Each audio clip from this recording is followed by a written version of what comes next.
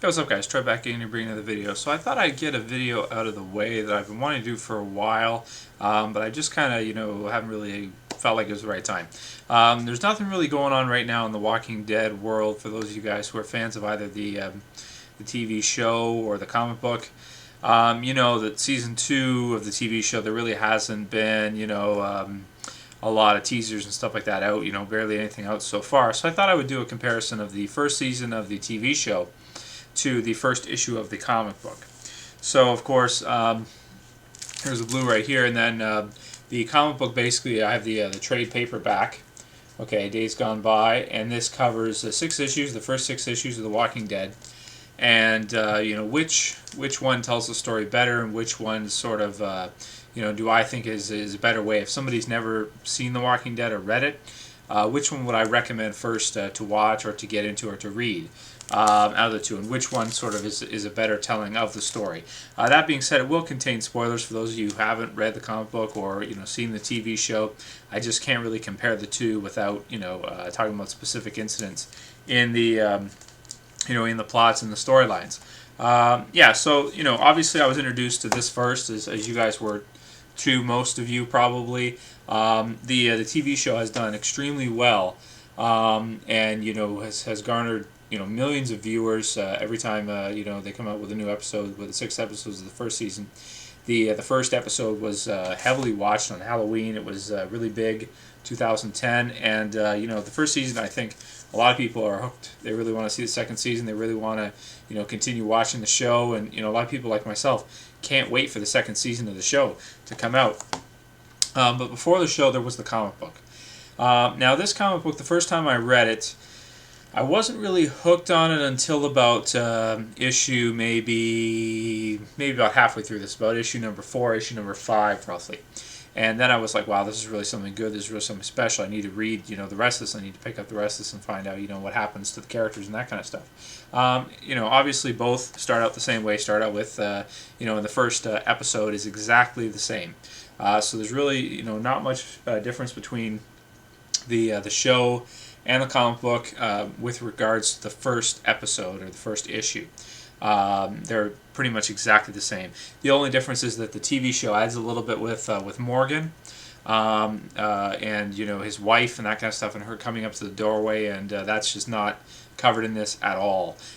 So if I have to compare that part, I'd probably say a TV show pulls out ahead in that. Now here's where the two really make a big turn, or separate themselves. In the comic book, basically Rick walks into the city and he finds Glenn right away, and then Glenn brings him back to the campsite and he finds his wife and kids there. That's pretty much it. So it happens really quickly. They just get out of the city and they go there, and that's pretty much it. In this one, he gets stuck inside the tank, and he finds there's a lot of walkers around, so he finds the people, Glenn and Andrea and some other survivors that weren't in this, inside the building with Merle Dixon on the roof and that kind of stuff. And so this, these kind of really separate in that way. Now in this one, he goes back to get the guns after as well. That he drops in the city after he finds his wife and everything. He goes back in. Whereas in this one, he kind of uses the guts, when they put the guts on themselves, to get out in the second episode in the guts part. Now, I did feel that the telling of in the TV show was better than the comic book when it came to the guts part. The whole thing with them being stuck inside the building with Merle on the roof, I thought he was a cool extra character to add to the mix, rather than just Rick walking into the city, meeting Glenn, and getting out of the city, and that's it. This really adds a lot to that and really makes it very interesting. My favorite episode of this whole season is episode number 2, is Guts. Now, a lot of people, it didn't get as high of reviews as the first episode of this season, but I really like the Guts episode. I thought it was really exciting. Them trying to get out of the city, and the parts with Merle on the roof were really, really interesting, and I just felt like this was a really, really good addition to the series. But it won't all go that way. I'll get to the rest in a minute. So in terms of the first 2 episodes, I would say that this is the better way to go. The TV show, beats the comic book because it just adds more to it. It's got more character development. It's got more characters with Merle being added, and the other people who were added there as well, who really, for me, added a lot of excitement. The part of them escaping in the cars with the truck and that kind of stuff, I thought that was super exciting.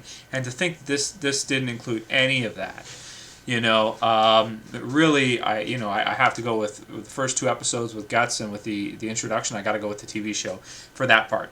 Now, continuing on, this one gets a little bit, I don't know. I'm not a big fan of the Vatos episode, the episode with the retirement home, with the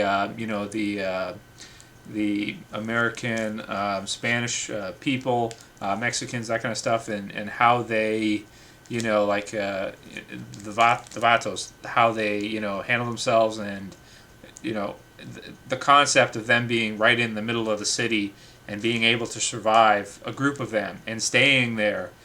To me, it was very unrealistic, and it was kind of silly the way that like they went to the building, but there was no zombies around the building. You know what I mean? And there was no bodies anywhere, and it just, I don't know. I didn't like Vatos at all. So that addition of the storyline, I felt like it could have been totally taken out. I didn't find it very exciting whatsoever. And that was written by Robert Kirkman, but I still, I don't know. Maybe he's just not really a television writer, but I didn't like it. I didn't like it at all. In terms of that, I feel like that could have been left out, and maybe the comic book is better in terms of what happens next after the Guts and getting the guns back and that kind of stuff. In this one too, the TV show, it's kind of weird how they just waltz right back into the city, and it's like no trouble. You know what I mean? They kill like 3 zombies and they get back in the city, because when they left, they were being chased by like 100 of them. And they jumped a fence and everything, and it was like, you don't want to go back in the city. And then right after they go back, and it's like, there's nobody here, there's no zombies here anymore. It's just weird. And then Merle, of course, escapes and that kind of stuff, which I do like the fact that he escapes, because it leaves, some other things out there for them to be able to use later. And maybe Merle become the governor, or, who knows what will happen with that. So continuing on then, the camp gets attacked in both. Right, both of them, and it's pretty much exactly the same. The only difference is that in the TV show, one thing I found weird was that there was like a whole bunch of bodies around of people, and it was like people who's like they never showed in the previous episodes at the camp. So I was like, who are these people? I don't know who they are, but whatever. I'll let that slide. It was a little weird, but so in those two, I'd say it's pretty much even. As far as that part with the camp getting attacked and all that, both were pretty exciting. The only difference is with this one, it added in a little bit of parts with Andrea and Amy. Was it her little sister, Amy? I think so. Yeah, that's right. Before Amy gets bitten and everything like that. So that that doesn't really do much for me. I mean, it's all right. It's a nice addition, but whatever. And then, of course, this one basically has a little bit of more character development, and then Shane starts going crazy, right? And then big time spoilers, of course. At the end, the big, cliffhanger ending of this book, which was really well done, is where, Shane starts losing it. He turns the gun at Rick. He's going to shoot him. And then Carl, of course, does the deed and shoots Shane in the neck, which is awesome. For this, they went with a totally different way. They went with the center underground, which and they added in a lot of extra stuff. Like, for example, Shane, he comes on to Lori in this one. And, he kind of like halfway, like starts groping her and stuff. And, there's a lot of, like different things that happen when they're at the center there, Center for Disease Control. And, that obviously wasn't in this one at all. And also the fact that they made the decision to let Shane survive for longer. Okay. And I also forgot to add that in this one, too, in the TV show, too, there's parts where Shane beats up that other guy, Ed. And, like some different things like that were really cool. Obviously, Daryl Dixon being in the TV show is a really, really super cool character. And actually for the action figures, the second series, out of all the figures, they put out a couple of zombies and they just started getting characters out. One of the first ones they're going to make for the action figure series is Daryl, because people love Daryl Dixon. He's hilarious. The actor who plays him and everything does a great job, and he's a great character. In this, of course, we don't have that. And the decision of whether or not to allow Shane to survive in this one is very controversial, because a lot of people are think like, when are they going to do it? Are they going to kill him now? This kind of stuff. Are they going to let him live for a while? Me personally, after watching it, I hope they do let Shane live for a while. I think it's interesting to see the mechanic with him and how the group will all work together until something happens and maybe he dies, or maybe he goes off on his own. That'd be a cool twist too, to put him out there in the world by himself, maybe with a couple other characters, and see what happens if the groups get into some shit together or something happens. So back on the topic at hand. So that's pretty much most of the main differences between these two.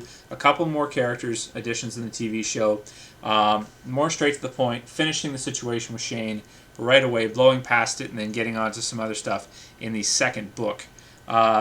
So overall, when I compare these two and I decide which one I think is the better way to tell the story, especially for people who have never seen it, I think I have to go with the TV show.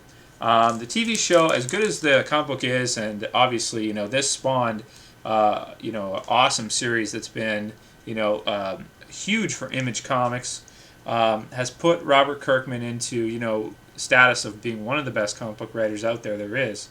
That and Invincible, but, The Walking Dead is, the comic book is huge, and it spawned the TV show, but I'd have to say that this does a good job to surpass it. It adds, most of the things it adds I am a fan of. The only thing, like I said, was the Vatos episode. That's it. Everything else, I am a big fan of what they added and things they changed, in the TV show. And I think it's fantastic. I can't wait to see the second season. And I still read the new issues of the comic book, but as excited as I ever get for the new comic book, the new comic books to come out like every month, they'll come out with a new comic book, right? For the storyline. I'm more excited for some reason for season 2 of the TV show. It's so good, and that's not usually the case. I mean, if you guys know, when you watch, it's very rare with superhero movies or TV shows that the adaptation of comic book to TV show or to movie is this good. It's very rare. I can only think of a couple occasions where it was really, really done well. All the other times, most of the time, it's not as good as when they translate it, it's not very good. Green Lantern is a good example of that, the Green Lantern movie, of how it's hard for them to transfer it from the comic book to the movie, and a lot of times it doesn't work out that well. What else? I mean, there's so many comic book movies that have been bad over the years, and then a lot of them nowadays are pretty good, but they're not that great. Of course, you've got Batman with the Dark Knight and those kind of movies that are amazing. This is for me, as good as Batman the Dark Knight for what it's based off of. You know what I mean? And it being that it's a TV show and everything, it's fantastic. If you're gonna get it, I say get it on Blu-ray. Although, if you're kind of if money is short, then just get it on DVD because it's not that big of a deal. I mean, it's shot. I forget what kind of camera they used, but I think they used a grainy one on purpose. Frank Darabont was saying. I'm not sure if that's for all the episodes or just his, but it doesn't really matter whether you get it in Blu-ray or DVD. Either one's awesome. But I'd have to go with The Walking Dead, the TV show by AMC. The first season of being better than and surpassing the first comic book trade paperback first 6 issues.